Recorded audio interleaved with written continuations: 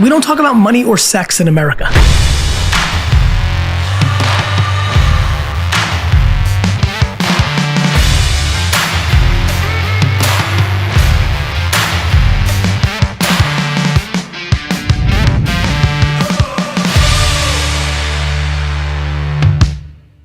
Hey, what's up, guys? It's Drew on the Money Is Show, and today, man, I got a crazy special guest for you guys. I know something that honestly that I struggle with, that I know a lot of entrepreneurs and business owners struggle with. Maybe because we live these crazy schedules that, or maybe we use as a crutch. We're about to find out. I don't know. But on the show today, I have Drew Manning. Yes. And from fit to fat to fit. We got Drew Manning here on the show, and bro, I remember following you the first time in like 2011 when you did this. And if you guys don't know, the whole story that he does is he lives a fit life, like body fat super low, and helps people. Back then, you were helping people lose weight. You helped my buddy Scott, lose weight. Yeah. And this is years and years ago. And but I think because of kind of the people are saying, yeah, you're already fit, you're already athletic, you already have this. You kind of broke all the myth behind that and said, okay, well then how about I just get fat? I'll get fat, I'm going to record myself getting fat, and then I'm going to prove to you that you can get fit. Yeah. Dude, it was an awesome concept. Thank you. There's so much I want to talk to you about. Yeah. Before we get too deep into it, because you got a new one going on right now. Yes. That I need everybody to follow. You just ate quarter pounders in my office, and McDonald's crazy. Yeah. But dude, tell us a little bit about like growing up Drew Manning. Sure. Before we go into what you got going, what was that like, man? Yeah, so before my Fit to Fat to Fit days, I grew up in a family of 11 brothers and sisters. Oh, wow. Yeah, I don't know how my parents did it. Wow. I was number 7 of 11, and we all played sports. So Okay. from a very young age, football and wrestling were the sports that I played. So I lived a very active lifestyle since I was a young age. So I was never once overweight. Okay. Right, I never once struggled with food Especially addiction. wrestling, right? Yeah, it was some of the hardest sports out there. For sure. But one of the things I took away from that is when I became a trainer in 2009, I had a very black and white mentality. Okay. So like when I was training clients, I'm like, look, you guys, here's your meal plans, here's your workouts.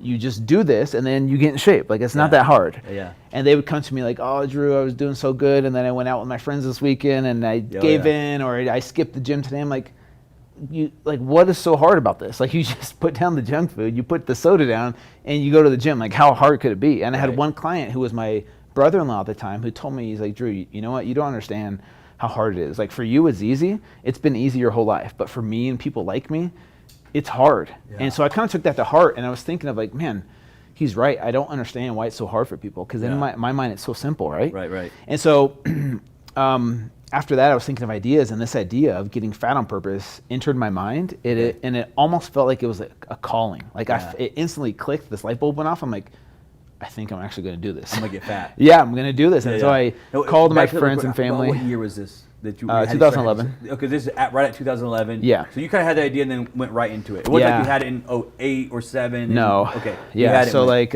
January, February of that year, I had the idea. Okay. And then May, I pulled the trigger on actually launching it. Yeah. Yeah. And so I had this idea of what if I get fat on purpose? I'll document the whole thing for 6 months, no exercise. I couldn't exercise for 6 months.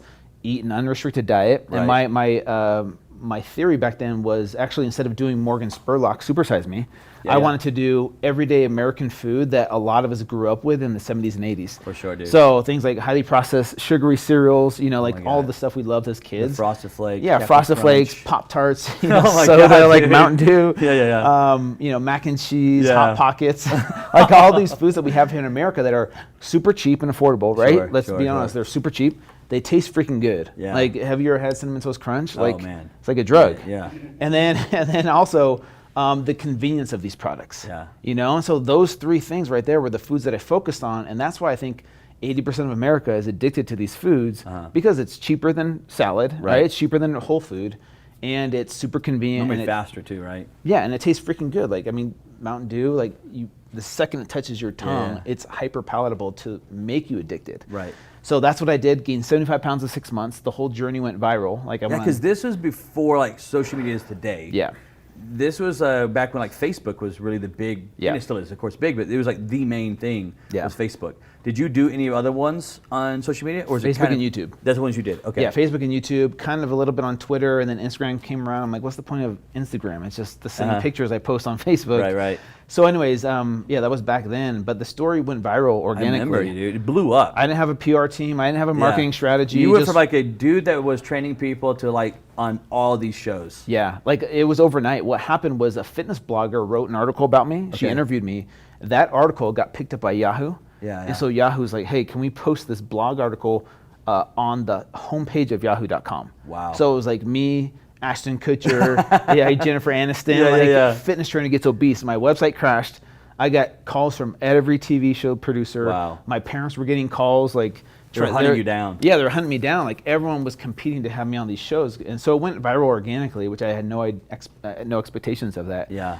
And learned so many valuable lessons from that first experiment. Like honestly, I was truly humbled. It was way harder than I thought it was going to be. Gave me a new perspective, helped me become more empathetic towards people who were overweight, whereas before I was more judgmental. Like, why can't you just put the junk food down? Like it's so easy.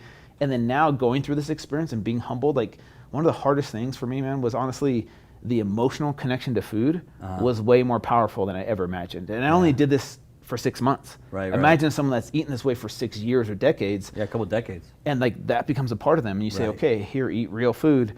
That emotional connection, that emotional attachment to food is more powerful than people think. Yeah. And so those were some of the biggest lessons I learned.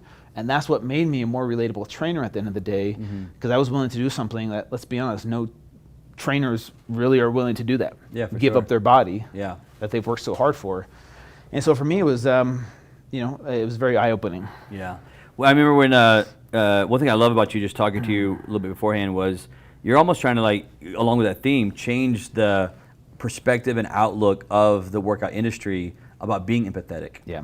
Instead of just letting these, guys that are 8-packs and completely shredded, who maybe lack a little bit of the empathy. Yeah. You're really trying to go in, not just you're doing it for yourself, but you have your own trainers now underneath your program, and your big philosophy is being empathetic and helping people. Yeah, I really am on a mission to bring empathy to the fitness industry, because it's an industry that lacks empathy. Yeah. It's an industry that judges people for being larger and being heavier because they label them as lazy or weak or less than because of the way their bodies are. And our society places so much value on the physical appearance of your body, right? And if you are skinny or lean or fit, like society places a lot of value on that. Like, we all need to be that in order to be happy or to be accepted. And I think a lot of us buy into this myth, like, okay, once I have this body, then people will love me. Then I'll love myself, and all my problems will go away. Right. But I promise you, just like money, that's a huge myth. Exactly Because I know a lot of miserable people that have 5% body fat that still hate themselves. That still think they're not good enough. Same thing with money, right? I know all these people that are multi-millionaires that are freaking miserable. Yeah. Just miserable in life, you know what I mean?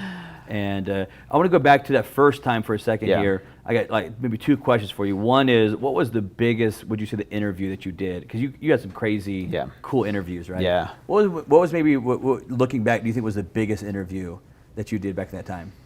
The biggest one. Well, like, you kind of went out and you're like, oh my God, I can't believe I'm here. Yeah, there was 2. One that was like the funnest, and that was Jay Leno. Jay Leno. It's the guy that sat next to Chelsea Handler. Oh man. And dude, he asked her this question. Yeah. And you could go back and look at it. It's so embarrassing because and my wife was in the stands. Yeah. My parents were watching, and I was like super religious back then. Okay. He asked Chelsea Handler, like he had all these pictures of me, like as I'm getting fat. He's like, so Chelsea, at which week would you stop doing Drew as your boyfriend? And like everyone. And your wife is in the. Oh yeah, and she got embarrassed. And man. I was super embarrassed. Yeah. That one was like the funnest one because Jay Leno was one of the most real, down-to-earth guys I've ever met. Yeah, that's cool, man. Dr. Oz was probably the most important one because going on Dr. Oz show, he really showed me and everyone else what this lifestyle does to you from a medical perspective. So we did blood work on my liver, my kidneys, and we did all kinds of blood work. Yeah. And we talked about that and how living this lifestyle doesn't just make you get fat. Like a lot of Americans think, okay, how is drinking this Mountain Dew, that's going to make me get fat, but what does this do to my hormones? What does this do to my cholesterol levels, my triglycerides, and my sex hormones? Like, what does this do to all of that? And some people, don't really make that connection. They're like, oh, this just tastes good and it's got a lot of sugar, but I'll be fine.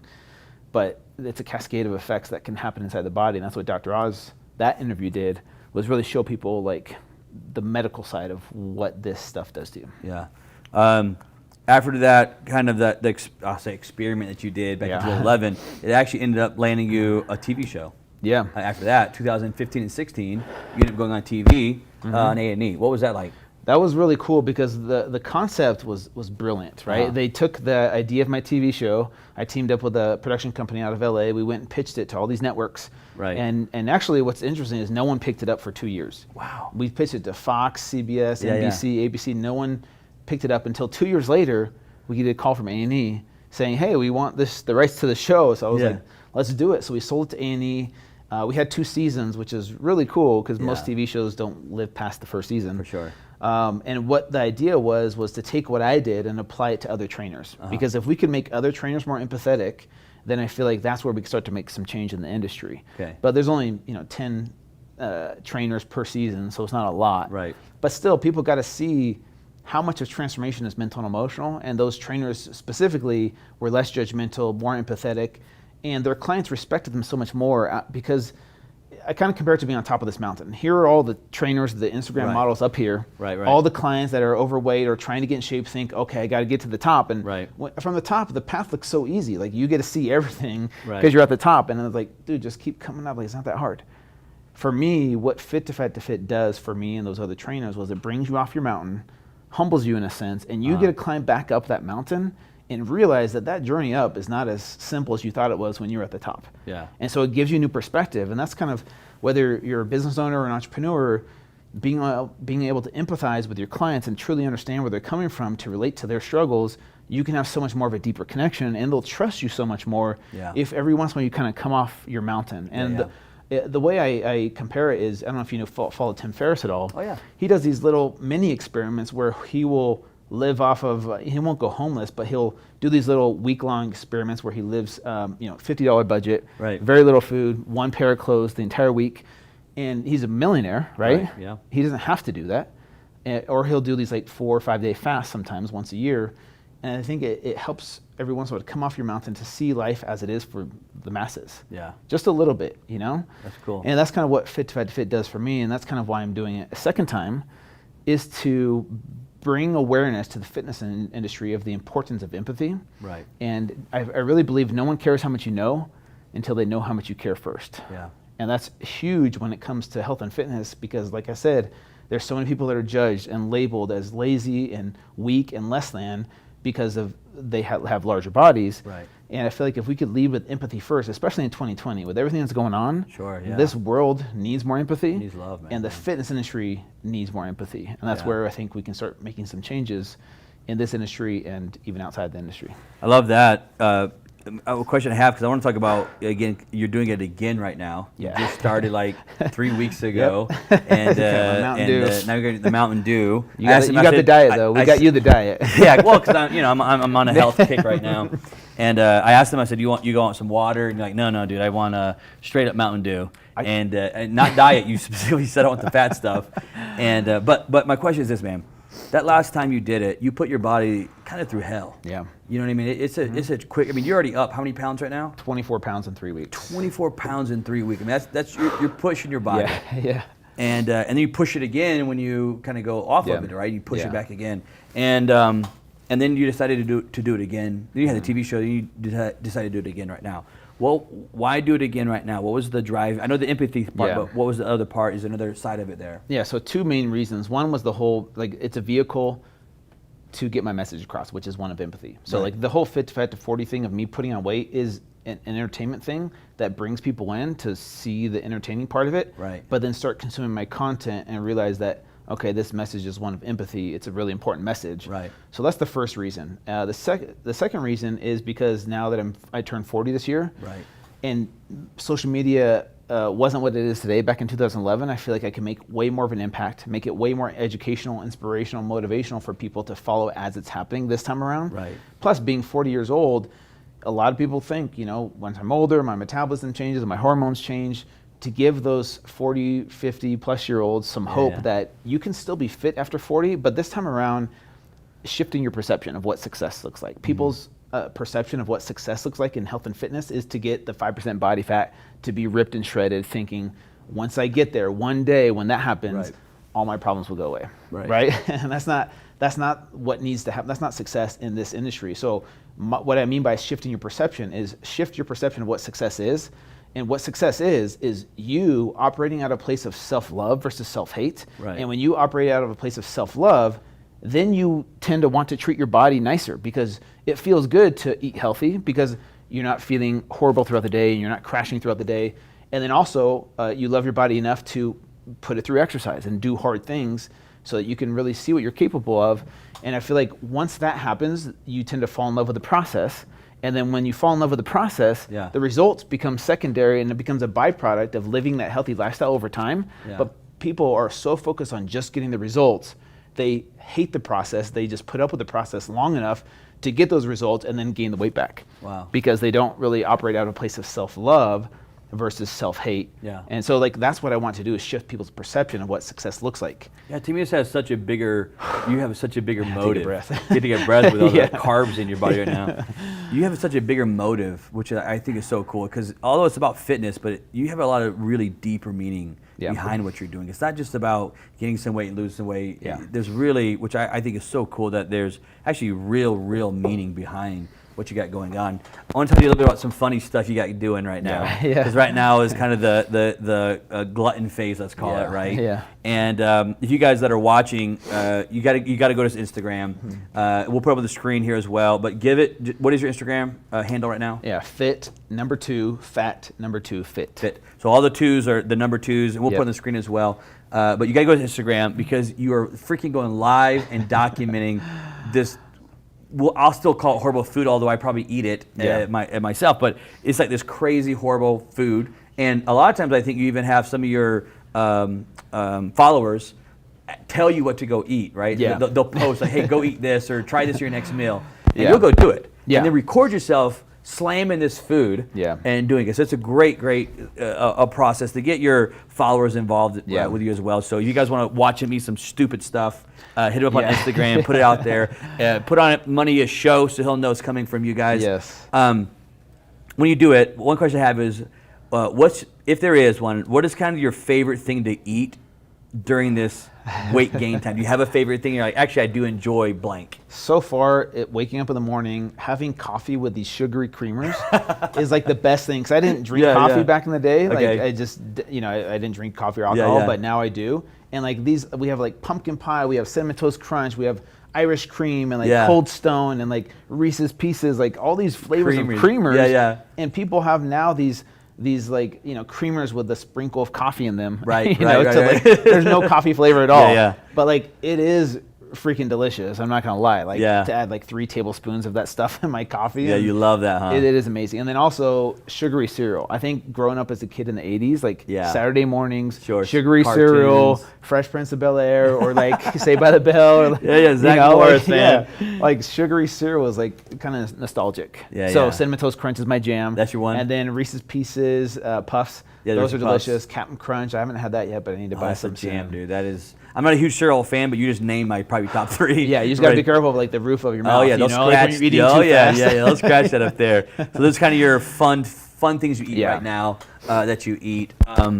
Is there a point where you're eating throughout this weight gain phase where you're like, my God, I'm gonna throw up. This is a lot of food right now. Only when I do these food challenges. So once a week, my followers can vote on a food challenge they want me to do. So last week was like pancakes versus waffles. And my followers got to vote on that.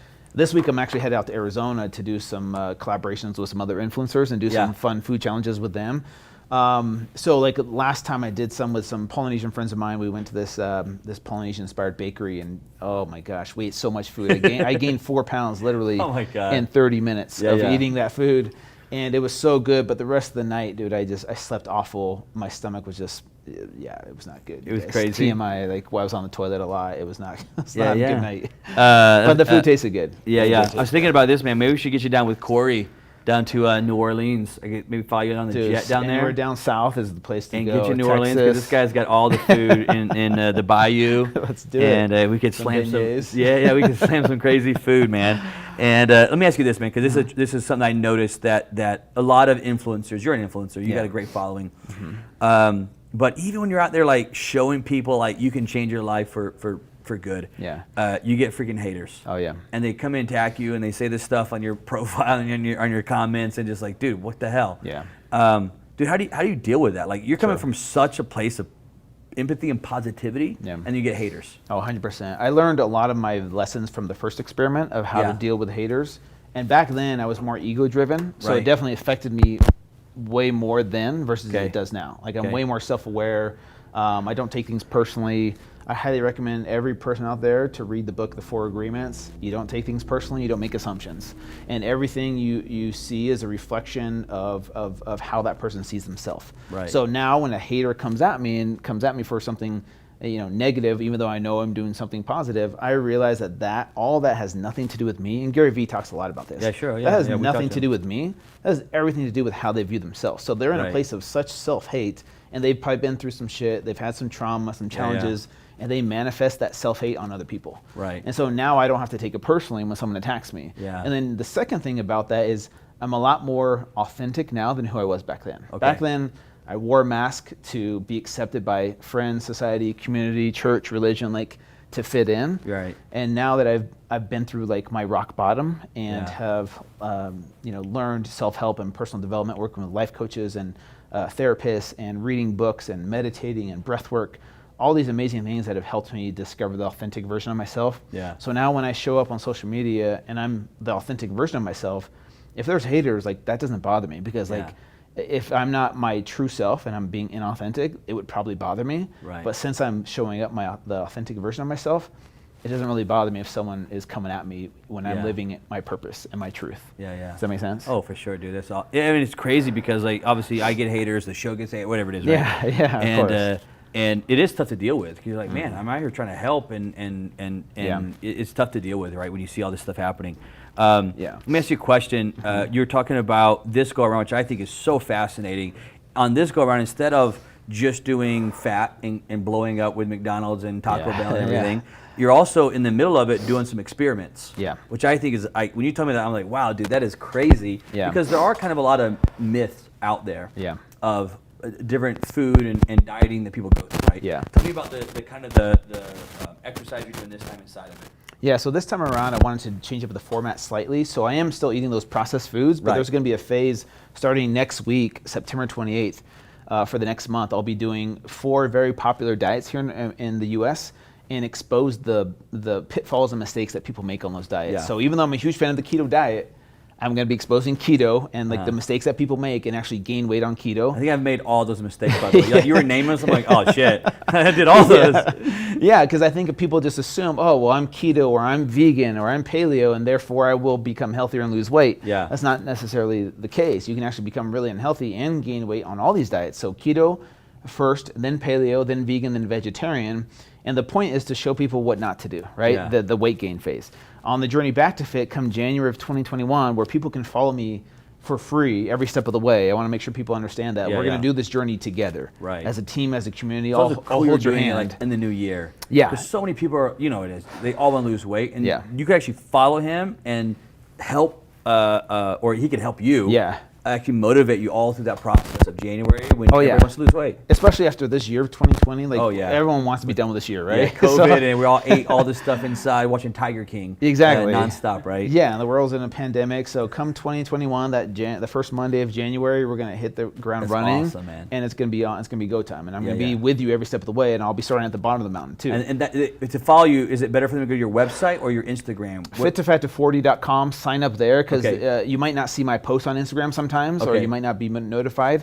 The website, if you enter in your email address, it's absolutely free. You'll get notified emails. What's happening? Yeah, day one of Drew's journey starts now. Here's his meal plans, here's his recipes, here's his workouts. You even tell the actual plan of what you're going to do. They get to see exactly what I eat every single day. They get to see exactly my workouts, because people think, oh, you're going to work out 3 hours a day and you're going to eat 1,000 calories. I'm like, no, this is going to be applicable to every business owner, entrepreneur, dad, mom out there that lives a busy lifestyle that doesn't have hours to spend at the gym. I promise you it's still sustainable and achievable the way I do it, and I'll show you. And so the website again is Fit2Fat40. Fit2Fat240. Yeah. .com. Yep. We'll have it on the screen here. Either 40 or FORTY. You got both of them. Yeah, whichever one you want. So just make sure you guys get to that. We'll put it on the screen for you, and not just go to the website, but sign up so that they get the emails and notifications as to what you're doing. Dude, just from the value of getting the actual like meal plan that you're doing is like nuts. Like that's actually a huge value for people. Yeah, exactly. And that's why it was so powerful the last time I did it, but like social media back then wasn't what it is today. So now I feel like I can make way more of an impact. And that's the thing is people love seeing someone, like I said, come down to their level and start on that path with them instead of yelling from the top. Hey, like someone that's super successful and super rich saying, hey, here's what to do to get to here. Someone that's super fit and healthy, it's like seems so unachievable sometimes. Like, dude, that's not relatable to me. Do you have people last time and this time, do you have people that like when you started in January, they will literally start, you don't know who they are, right? They're just following you. They kind of start with you, and do they kind of diet with you? Yeah. And do they ever post their photos on your page or Instagram, whatever it is? Yeah, this time around it's way more organized because I have a whole marketing team that can capture people's transformations and stories. There'll be a specific site dedicated to everyone's journey so we can all see each other's progress. That is awesome, man. Yeah, and there's power in numbers, there's power in community. And the other thing is really quick, which I didn't mention, the diets, keto, paleo, vegan, vegetarian, on the journey back to fit, all educate people on how to do those diets the right way. So there'll be education on the weight gain journey of what not to do. Then on the journey back to fit, here's what to do if you decide to do keto, paleo, vegan, or vegetarian. Whatever diet you want.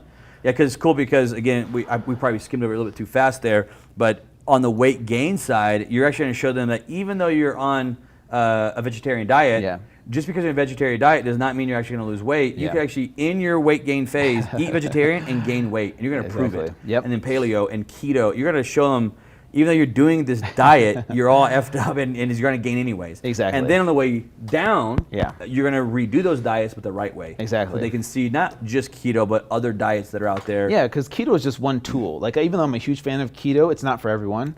Same thing with vegan. Like they're all tools in our tool belt, and it's good for people to have different tools. And maybe say, hey, paleo works for me for a while. Maybe I'm going to switch over and try plant-based for a little bit and see how that goes. And then from there, now you have education on all these other tools. And now when you have more tools in your tool belt, you're more efficient and more effective. One thing I wanted to ask you about is sometimes you hear people talking about keto and kind of Atkins. Maybe I'll put those in. They're not exactly similar. And maybe you can actually give a little bit of clarity of what the differences are of those. But a lot of times you hear people kind of bash keto and Atkins because it's kind of a high meat. You're eating a lot of meat and not a lot of other stuff. What's kind of how do you kind of come back from that when people are bashing on that? Have you ever seen those memes online where it's like what people think keto is and what keto actually is? Bacon. Yeah, exactly. So I think people's perception is that keto is Atkins, but it's actually not the case. So keto, just to be really brief with this, keto is a naturally metabolic state that every single human can enter into because our bodies were designed to run off of two sources of fuel. Right? We have two fuel sources, glucose and ketones. And our body's backup system is ketosis, so that if you, me, all of us, if we ran out of food, we wouldn't die tomorrow. We could live a long period of time without food because our body has this amazing ability to burn our fat and turn that into energy, so that our ancestors who didn't have grocery stores and fast food places could go hunt and find food, maybe 2 weeks with no food, 3 weeks. Do you know the world record for number of consecutive days fasting is 382 days? No way. Google it. It's legit. A 460 plus pound man in the 1960s was monitored by a doctor, and he had nothing but water, vitamins, and minerals. And for 382 days, he lived off of his own fat. With no food. And so our society, who's always had access to 3 meals a day and food on demand, we think we need to eat the second we wake up. But our bodies can actually last a long period of time without food because of ketosis. So there's 2 ways to get into ketosis. One is to starve yourself, which isn't the funnest way of doing it. But if every human stopped eating food, by 2 or 3 days later, we'd all be in ketosis. That's just what our bodies do. So a keto diet is a way to hack that without starving yourself. It mimics fasting. So you eat high fat, moderate protein, low carb.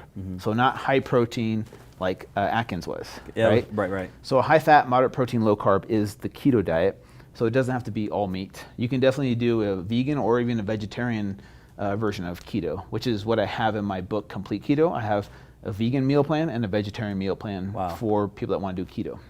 Because there is a kind of a big difference between Atkins and keto. The goal of keto is to get your body into a state of ketosis. Atkins was just to cut out carbohydrates. Low carb and keto is not exactly the same thing. So that's the biggest difference. Keto, you're actually achieving a state of ketosis that you can prove by pricking your finger and showing your blood ketone levels that you're actually in that ketogenic state. Yeah. I got a little bit of time here with you. I want to ask you one question, maybe specifically for our crowd, our audience here. A lot of entrepreneurs, right? A lot of grinders, Gary Vee. A lot of men and women out here hustling and working crazy, stupid hours to try to get ahead and so forth. And they have a lot of drive. They have a lot of motivation, but they struggle with weight. Yeah. And what would be maybe some advice you could kind of give to some of these entrepreneurs, business owners right now to try to help them? Yeah, that's a good question. So I definitely feel the pain of being an entrepreneur. I'm an entrepreneur myself, and I think some people are similar to in health and fitness. We're on this course to get as much wealth as we can, and so we sacrifice things to get that wealth. Yeah. So people sacrifice their health to get that wealth. So they burn out their body. They skip meals all day long, or they're taking Adderall and Ambien, and they're doing all these unhealthy things to achieve whatever it is that their dream is. Same thing with people that are fitness models. They sacrifice social life. They sacrifice finances to get this perfect body. Right. And so sometimes when you're ultra focused on just one of those pillars of life and you leave those other things behind, you realize that even if you get there and you're in the hospital, you're taking all these medications, are you really happy? Right. Even though you achieve millionaire status or billionaire status. And like you said, people that just aren't. Yeah. And so it's got to be a more well-rounded approach. So for all entrepreneurs out there, that's why I love the world of biohacking, because it gives you more bang for your buck with little tiny things. So fasting for entrepreneurs is great because when you fast, you're in a state of ketosis. And when you're in a state of ketosis, your brain is a lot sharper. So fasting is great for entrepreneurs because you don't have time to meal prep. When you say fasting, is that like for an all day, or are you talking like more of the intermittent fasting? Okay. So like 16-8 is a great approach. So you're able to wake up really early, work until noon, no food. You don't have to have any food. You don't have to cook anything. You're just sipping on your coffee and fasting until lunchtime. And then lunchtime you eat a meal, but then you don't need a snack. If you eat a high fat, moderate protein meal at lunchtime, you're good to go until dinner time. So no need to snack, because what happens when you eat these high carbohydrate foods, you get a huge spike in blood sugar levels, which gives you a ton of energy. Right. But then guess what? Then comes the crash. That 2 o'clock crash. And then you're like, oh man, I need something to wake me up to be able to focus on what it is I need to do. But when you're in a state of ketosis, your energy is like level all day long. Right. And so intermittent fasting, keto, biohacking, things like supplementation. I was going to ask you that. Yeah, exogenous ketones is great for mental performance. And then also things like blue light blocker glasses. So if you're up late, you're on your screen, being able to sleep is your body's ability to recover and your body's ability to handle stress. Okay. So you, as an entrepreneur, you live a high stress life. Right. And so if you're sacrificing sleep to get that goal and you're sacrificing your health, there goes your ability to handle stress throughout the day, so that you're super reactive, you're super ornery, you have no patience for your kids or for your wife or for your employees, because you're burning the candle at both ends. So you're pouring from an empty cup constantly, and that's why people crash. Yeah, I mean, obviously being an entrepreneur and leading a lot of entrepreneurs and trying to help, like I'm coming from the place of like what you're talking about. For us, I was that guy that hyper focused on like, it was wealth. I had to go create wealth. Yeah. And it was along the journey that I realized, okay, well shit, I got wealth, but dude, I have burnt my health to hell on that. And so we were talking earlier, like I'm down, you go watch old videos, you can see me, I'm down like 21 pounds right now. And it's amazing what it's done for my brain. Yeah. I could not believe the difference. And I'm not saying I'm great at it by no means, but it's like, dude, what it did for my brain and sleep and so forth. And I was that guy that was on Ambien because I would just work and just pop the Ambien and crash. And then all of a sudden I noticed like, man, I'm not on Ambien anymore. And I'm not even obviously where I'm supposed to be with weight, but dude, it's I think there's a huge need for the viewers watching that are entrepreneurs. Like, dude, I get it. We are one of you. Yeah. Well, he's not because he's a freaking machine. But I'm the fat one with you. And man, I feel and love you guys, and I have the empathy because I go through it. Man. Yeah. And I would love to help you guys out with Drew here to try to figure out a way to help you, because I know so many of you struggle with it. I think there's a huge need for entrepreneurs that need that help, man. And I was going to ask you one last question about your supplements, because a big thing that I noticed in my life before I met you today was I went to a nutritionist and got a bunch of supplements. Yeah. And dude, it was like really, I could feel it. Yeah. I'm gonna have to try yours now. Yeah. I know you're not here to pitch me your supplements, but I want to know kind of what do those supplements how can they help maybe the entrepreneur that's listening right now? Oh yeah, 100%. So like you mentioned, brain function. That's the Yeah. biggest thing. So sleep, hormone optimization, managing stress, and the supplementation can definitely help out with that. So things like vitamin D3 plus K2, every person should be doing that, especially during the wintertime if you don't get out there in the sun every single day. Good krill oil or fish oil, which helps your brain function as well, and those are some good omega-3 fatty acids your body needs. From there, I would say, if you want that extra boost in performance, the exogenous ketones, there's ketone salts and ketone esters. Yeah. Ketone salts are more affordable. They taste better. Ketone esters taste awful, but they give you a huge boost in performance, but they're really expensive. Okay. They used to be $5,000 a pop for one serving. People like Dave Asprey and these other entrepreneurs would pay the money for that, but now they've gotten it down to where it still tastes awful, but you can get like 3 servings for $100. Okay. But like huge boost in performance. Okay. The ketone salts are, like I said, more affordable and more tasty, but just not as huge of a boost. And ketones, like I was mentioning before, are kind of like a fourth macronutrient. So we have proteins, fats, and carbs, right? Which make up all of our food. Ketones are this fourth macronutrient where you get energy from without having to ingest calories. Okay. So you could be, like if you fast for 2 or 3 days, you think, oh, I'll have no energy. Right. But that's not true. Your body can pull from all that fat you have stored and make energy for you so that you're not just crawled up in the in the fetal position all day long. Yeah, you can sleeping. still function as a dad. I've done a 7-day fast, a couple 5-day fasts, and I'm still able to function as a business owner, as a dad, cooking meals for my kids, and still be able to function throughout the day because of ketones as this fourth macronutrient. So exogenous ketone supplementation would be great if you're fasting and you're doing the keto diet for entrepreneurs for that boost in mental performance. I know you did not come on the show for this. I'm not trying. Nothing to do with this at all. But I do want, at least for the viewers to know, if they did want to, like me, I'm now intrigued by your kind of supplements there. But where can we go to get more information about the supplement side? Yeah. And kind of how it works, maybe some more information, and then if we wanted to buy them, where can we go? CompleteWellness.com. CompleteWellness.com. Yep, that's my brand of supplements. That's we your have brand a whole of supplements. keto line of supplements, and we have a whole just general health and wellness line. So those supplements will not be on the normal, the fit2fat240.com website. The supplements are only on the Complete There'll be Wellness. a tab or a link. Okay. But Complete Wellness is the name of the supplements. We'll put both of their Complete Wellness on that one. Okay. Really quick, I know you're breathing hard and with all the McDonald's. Again, he just ate a double quarter pounder with cheese, Chicken large nuggets. fry, nuggets, a large, I think it was a Fanta orange. I haven't had that Yeah. in so long. And now you're pounding a Mountain Dew right now as well. I can't remember last time I had just water. Like just Just- ice I just water, want I water. can't remember. I want to get you on the question on Money Is, which is Okay. what the show's about. And dude, I gotta have you back on the show because I want some more help for the entrepreneurs out there. Yeah. It's so powerful what you're doing here. But I want to talk to you about Money Is, right, Yeah. and the show itself. Obviously, the brand we talked about. Money is something much deeper, kind of like what you're doing to fitness. Yeah. You know what I mean? There's so many parallels there between the two, and we sacrifice so much stuff, and sometimes we burn bridges or relationships and so Yeah. forth. And for me, it's always like money can't just be about money. There's something else behind it. And if not, just like in diets, you know what I mean? Like in money, if you're just chasing money, when you're in business, kicks you in the teeth some days, and you take a brutal loss. Yeah. What keeps you going is not just some dollars. It's the ability that you know what the dollars are for. Yeah. Like there's something bigger that's driving you. Same thing with diets. I think you fall off the wagon. But for me, it's like I'm constantly thinking about what's more important right now in my life with health and stuff. But for Money, yes, man, I'm gonna have you put your definition, your words there, and then sign it kind of right here. Okay. And I want to talk to you about it as well. And I think Okay. I may have you take the shirt off. Are we doing the shirtless? Yeah, because that's great, man. I want to see the difference, man. It's good because the first time around I would have been too self-conscious to do it, but this time around I've embraced. Yeah. So G, make sure you get Self-love. ready on the camera. Okay. We'll get some good photos, dude. I may take the shirt off as well.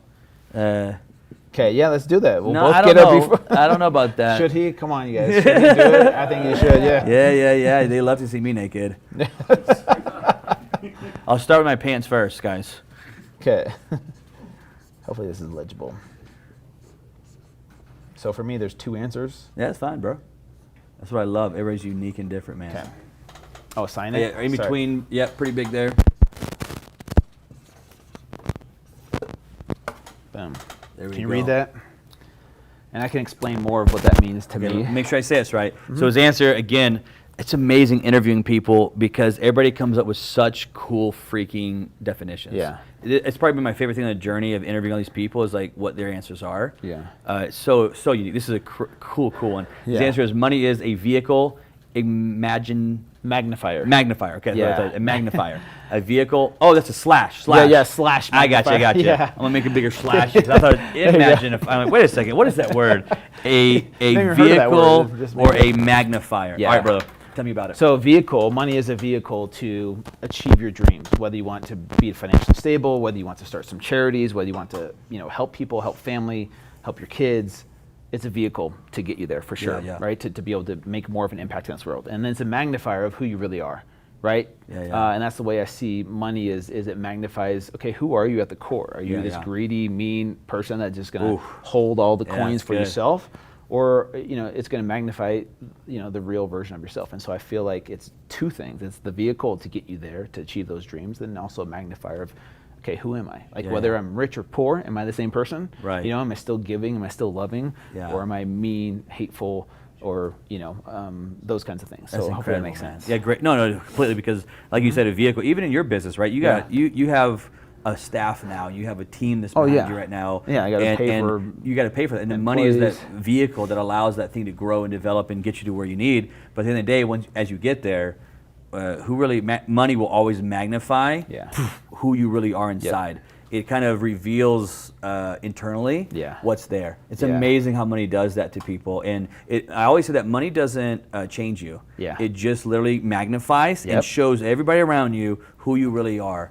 Sometimes I compare when you see like people get drunk sometimes. You know what I mean? It's like sometimes alcohol will do a magnifier, and money's the same way, bro. It's so true. It's so true, man. That is a great freaking answer, dude. I got to get you back on the show during this weight gain for sure. Side of it. I think I want to get some cookie contest with you, and we could maybe throw some money on it, or I'm going to fly you to the Cajun on the jet here. Let's and get you to slam some food, and they buy you and come back the same day or something. But dude, it's been absolutely great.